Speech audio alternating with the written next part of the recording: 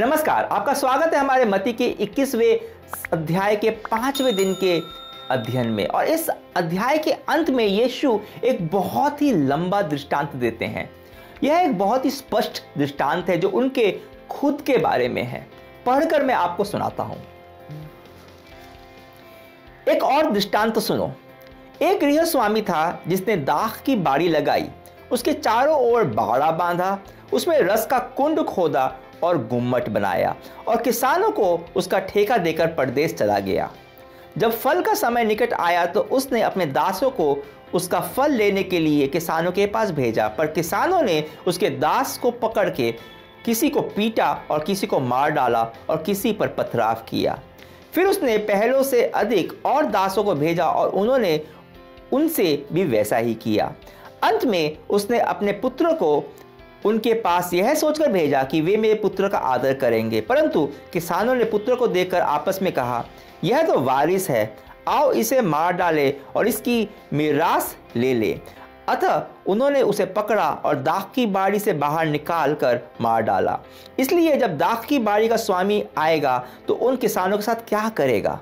उन्होंने उससे कहा, वह उन बुरे लोगों को बुरी रीति से नष्ट करेगा और दाख की बाड़ी का ठेका दूसरे किसानों को दे देगा जो समय पर उसे फल दिया करेंगे।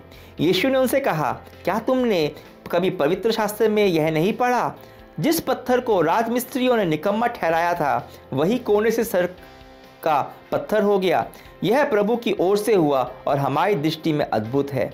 इसलिए मैं तुमसे कहता हूं कि परमेश्वर का राज्य तुम में से ले लिया जाएगा और ऐसी जाति को जो उसका फल लाए दिया जाएगा। जो इस पत्थर पर गिरेगा वह चकनाचूर हो जाएगा और जिस पर वह गिरेगा उसको पीस डालेगा। प्रधान याजक और फरीसी उसके दृष्टांतों को सुनकर समझ गए कि वह उनके विषय में कहता है, और उन्होंने उसे पकड़ना चाहा, परंतु लोगों से डर गए क्योंकि वे उसे भविष्यवक्ता मानते थे। अब जब आप इस लंबे दृष्टांत को देखते हैं तो यह स्पष्ट रूप से उन भविष्यवक्ताओं के बारे में है जो यहूदी लोग के पास बार बार परमेश्वर का संदेश लेकर परमेश्वर ने भेजा, पर उन्होंने उस संदेश को अस्वीकार किया, यहां तक कि उन्हें मारा, उन्हें मार डाला। और यह स्पष्ट रूप से यीशु के बारे में है। जब यह दृष्टांत बोल रहा था यीशु, ठीक उस समय भी वो उसके पुत्र को, परमेश्वर के पुत्र को अस्वीकार कर रहे थे। और इसका परिणाम क्या होने वाला है यीशु पद 43 में इसका परिणाम बताते हैं। उसे समझने की कुंजी हमें इस पद में मिलती है जहां वो कहते हैं कि परमेश्वर का राज्य तुमसे ले लिया जाएगा और ऐसी जाति को जो फल लाए दिया जाएगा। याद रखिए कि इसी अध्याय में यीशु ने उस अंजीर के पेड़ को श्राप दिया था क्योंकि वह पेड़ फल नहीं ला रहा था। अब यीशु ने ये दिखावा करने के लिए नहीं किया था, अंजीर के पेड़ को श्राप देकर सुखा दिया, दिखावा करने के लिए नहीं, कुछ बताना चाहते थे, कुछ सिखाना चाहते थे। परमेश्वर हमारे जीवन से फल की अपेक्षा करते हैं, वो हमारे जीवन से फल की अपेक्षा करते हैं। अगर हमारे जीवन में परमेश्वर की मौजूदगी है तो उसके परिणामों की अपेक्षा करते हैं। इज़राइल की जाति, इज़राइल के लोगों ने उन्होंने अपना विशेषाधिकार जो परमेश्वर ने उन्हें दिया था वो खो दिया था। क्यों? क्योंकि वह फल नहीं ला रहे थे। परमेश्वर ने उनके पास बार बार भविष्यवक्ताओं को अपना संदेश देकर भेजा, पर यहूदियों ने उनकी सुनने की बजाय उनका तिरस्कार किया, यहां तक कि उनको मार डाला। फल लाने की जगह उन्होंने परमेश्वर के संदेश वाहक को मार डाला। और यह आज भी हो रहा है। दूसरे नहीं, आप और मैं ऐसा कर रहे हैं। अपने मन के बदलने के बजाय जो परमेश्वर का वचन हमारे पास लेकर आता है हम उसका तिरस्कार कर देते हैं, उसको झुकला देते हैं, क्योंकि सच्चाई हमें सुनने में अच्छी नहीं लगती। यहूदियों ने भविष्यवक्ताओं के साथ भी वही किया और अब वही वे लोग उस पुत्र के साथ कर रहे हैं जो परमेश्वर ने भेजा है। यीशु क्रूस पर जाने वाला है, उसके बाद वो 3 दिन के बाद वापस जी उठेगा, पर वो अब उस तरह से चेलों के साथ नहीं रहेगा जिस तरह से वो अभी है। और इसलिए फलवंत होने का यह संदेश बहुत ही महत्वपूर्ण है। वो चाहता है कि उसके चेले एक फलवंत जीवन जिए, एक फलदायी जीवन जिए। इसलिए पहले वो एक चमत्कार करता है और अब ये दृष्टांत सुना रहा है। अगर आप यूहन्ना के सुसमाचार के 15वें अध्याय को देखेंगे, यह पूरा अध्याय इस बात को लेकर है कि कैसे आप फलदायी हो सकते हैं। यीशु बताते हैं कि मैं ही सच्ची दाखलता हूं और तुम उसकी शाखाएं हो। और कहते हैं कि मैं चाहता हूं कि तुम ऐसे फल लाओ जो हमेशा के लिए बने रहें। यीशु के क्रूस पर चढ़ने से पहले उसकी यह आखिरी शिक्षा थी। अपने पृथ्वी पर सेविकाई के आखिरी सप्ताह में यीशु फलदायी होने पर ध्यान दे रहे हैं, क्योंकि स्वर्ग के राज्य की जिम्मेदारी अब इन चेलों के ऊपर थी। यीशु की सामर्थ्य या तो इन चेलों के माध्यम से काम करने वाली थी या फिर काम नहीं करने वाली थी। वो अपने दायित्व का सही तरह से निर्वाह तभी कर सकते थे जब वो यीशु की सामर्थ्य पर निर्भर करते। यीशु पर निर्भर रहकर ही वे परमेश्वर के लिए फल ला सकते थे। अगर वे अपनी ताकत से ऐसा करने की कोशिश करते तो उनका हाल भी उन लोगों के जैसा होता जो दाख की बाड़ी में रहकर फल नहीं दे रहे थे। यीशु चाहते हैं कि आप और मैं अपने अपने जीवन में फल लाएं। क्या मतलब है फल लाने का? अगर सरल शब्दों में कहें, इसका अर्थ यह है कि जो कुछ भी परमेश्वर ने आपको आपके जीवन में दिया है वही आपके जीवन से वो वापस चाहते हैं। परमेश्वर ने आपको प्रेम दिया है, तो अगर आप फलवंत हैं तो आप दूसरों से प्रेम करेंगे। परमेश्वर ने आपको अनुग्रह दिया है, दया दी है, वही आप दूसरों को देंगे। उन्होंने आपके जीवन में आनंद दिया है, तो आप उसको रोक के अपने पास नहीं रखेंगे, आप उस आनंद को दूसरों के साथ बांटेंगे। उन्होंने आपको उद्धार दिया है, आप उस उद्धार को लेकर दूसरे को बताएंगे, उनको परमेश्वर के पास लेकर जाएंगे। अब अगर एक सेब का पेड़ है तो उसके पास मौका है कि वो सेब पैदा करे, और अगर वो सेब पैदा नहीं करता है तो उसको हम फलदायी पेड़ नहीं बोले, उस सेब का पेड़ भी नहीं बोले, कोई जानेगा ही नहीं कि वो सेब का पेड़ है। बाइबल कहती है कि परमेश्वर ने हमें सांत्वना दी है, तो हमें अगर हम फलवंत हैं तो हम दूसरों को सांत्वना देंगे। फल देने का मतलब है कि हम केवल परमेश्वर की आशीष के उपभोक्ता नहीं हैं, हम केवल उसके आशीष के एक पात्र नहीं है कि हम उसमें आशीष अपने लिए भर के रख लें, हम उस आशीषों के एक वाहक हैं। तो वो बने जिसके माध्यम से परमेश्वर की आशीषें दूसरों तक पहुंचती हैं। आशीष हमारे जीवन में आती है और फिर हम उस आशीष को दूसरों को बांट देते हैं। हम जगत की ज्योति हैं क्योंकि यीशु का प्रकाश हमारे जीवन में है। हम पृथ्वी के नमक है क्योंकि यीशु ने हम पर अपना अनुग्रह डाला है।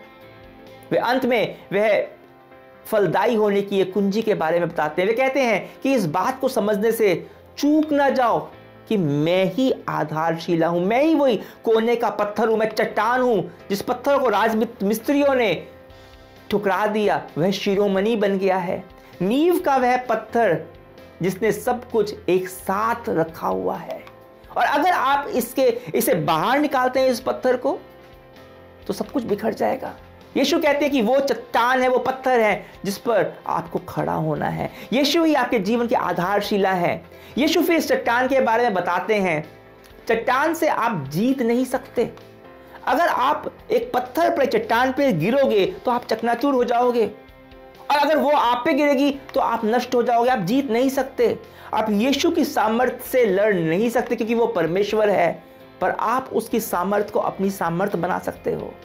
अपनी शक्ति को मत चुनो, घाटे में रहोगे। अपनी सामर्थ्य से फल लाने की कोशिश मत करो, अच्छे काम करने की कोशिश मत करो, नहीं कर पाओगे। यह वैसा ही हो जाएगा जैसे आप पत्थर पर गिरते हो या फिर पत्थर आप पर इसी पत्थर पर जब आप खड़े होते हो, इस पत्थर को जो यीशु है उसको आधारशिला बनाते हो, यीशु को अपने जीवन का प्रभु बनाते हो, स्वामी बनाते हो, तो उसके अनुग्रह क्षमा की ताकत आपके अंदर से बहती है। आप अपने सामर्थ्य से अनंत जीवन नहीं ले सकते, अपनी सामर्थ्य से अच्छा जीवन नहीं जी सकते, केवल यीशु के प्रेम और अनुग्रह से ही ऐसा कर सकते हो। इसलिए चट्टान को सुनो, चट्टान को चुनो, पत्थर को चुनो, यीशु को अपने जीवन की आधारशिला बनाओ। अगर एक लोहा साधारण सा काफी समय तक चुंबक के साथ चिपटा रहे तो कुछ देर के बाद वो भी चुंबक बन जाता है। वैसे ही अगर आप यीशु से चिपके रहोगे तो आप भी यीशु जैसे ही बन जाओगे। आपको जीवन में फल लाना है, इसलिए यीशु रूपी चट्टान के ऊपर भरोसा कीजिए। और इस समय हम वही करने वाले हैं। इस समय प्रार्थना में आइए एक साथ प्रार्थना करते हैं। यीशु तू हमें बता कि कब हम तेरे को अपने जीवन की आधारशिला नहीं बना रहे हैं। कहीं ना कहीं हम फल नहीं ला रहे हैं क्योंकि हम तेरे से चिपके हुए नहीं हैं, तेरे पे खड़े नहीं हुए हैं। अपने आप से करने की कोशिश कर रहे हैं, अपने आप से हम धार्मिक बनने की कोशिश कर रहे हैं, अपने आप से अच्छा बनने की कोशिश कर रहे हैं, अपने आप से हम कुछ करके परमेश्वर को प्रसन्न करने की कोशिश कर रहे हैं, पर तेरे बिना हम नहीं कर सकते। यीशु, हमें तेरी ज़रूरत है, इसलिए हमें बता कि कहाँ पे, किस जगह पे हमारा दिल इतना ज़िद्दी हो गया है, इतना हठी हो गया है कि हम तेरा अस्वीकार कर रहे हैं, तेरे वचन को अस्वीकार कर रहे हैं। हमारे जीवन में सामर्थ्य के काम कर परमेश्वर, कि हम फल लाएं जो तेरे को पसंद है, फल प्रेम के, अनुग्रह के, दया के, फल आत्मनियंत्रण के, अच्छाई के, विश्वास के, आनंद के। धन्यवाद करते हैं परमेश्वर हमें सिखाने के लिए आज कि तेरे पर आश्रित होना है, तेरे पर निर्भर होना है। तू है हमारे जीवन की आधारशिला, वो कोने का पत्थर। धन्यवाद करते हैं, यीशु के नाम से प्रार्थना करते हैं, आमीन। कल हम देखेंगे, अगले सप्ताह हम देखेंगे कि यीशु और कुछ प्रश्नों के उत्तर दे रहे हैं मत्ती के अध्याय 22 में। तब तक के लिए आज्ञा दीजिए, परमेश्वर की महिमा हो।